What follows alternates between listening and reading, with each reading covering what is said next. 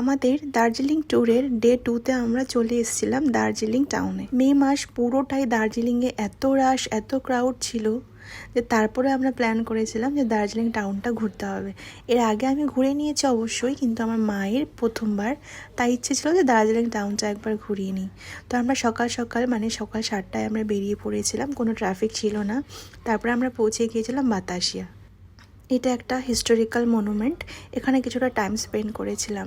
অনেক দিন আগের থেকে আমরা টয় ট্রেনের টিকিট কাটার জন্য প্ল্যান করছিলাম, কিন্তু টয় ট্রেনের আমরা টিকিটই পাইনি, এতটা রাশ ছিল এখানে।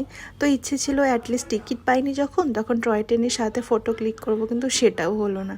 তো এটা ছিল বাতাসিয়ার সামনে, বাতাসিয়া লুপের মধ্যে একটা ছোটো মার্কেট।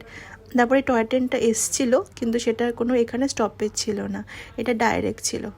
বাতাসিয়া থেকে বেরিয়ে আমরা যাচ্ছিলাম মহাকাল টেম্পলের দিকে, কিন্তু বাতাসিয়া থেকে এক্সিট করার পরে আমরা একদম 3 ঘন্টা ট্রাফিকে আটকেছিলাম। ট্রাফিক একদম স্টপড, কোনো মুভ করছিল না গাড়ি। তারপর আমরা শেষমেশ মহাকালে পৌঁছে গিয়েছিলাম। এটা মহাকালের পেছন দিকের গেটটা, অনেকটা সিঁড়ি ভেঙে উপরে যেতে হয়।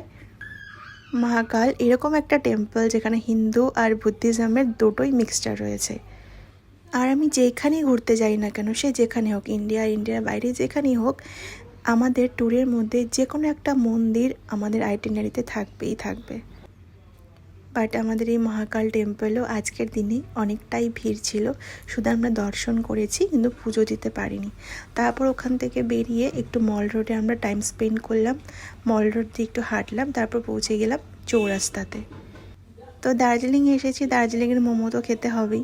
চৌরাস্তার এখান থেকে একটা ক্যাফেতে দার্জিলিংয়ের মোমো মাকে খাইয়ে দিলাম। তারপর আমরা গ্ল্যানিসের সামনে আসলাম একটু ফটোশ্যুট করার জন্য। দেন আমরা চলে এসেছিলাম peace pagoda and Japanese temple. Darjeeling অনেক কিছু দেখার আছে, বাট আজকের দিনটা একটু বেশি গরম ছিল আর এত ট্রাফিক জ্যামের জন্য আমরা ইরিটেট হচ্ছিলাম। তো মার একটা ইমার্জেন্সির জন্য আজকেই চলে যেতে হবে, শুধুমাত্র একদিনের জন্য এসেছিল। তো মাকে রাস্তা থেকে শিলিগুড়ি বাসে উঠিয়ে দিয়ে আমি রুমে চলে এসেছিলাম। তো দেখা হচ্ছে নেক্সট ব্লগে, টাটা বাই বাই।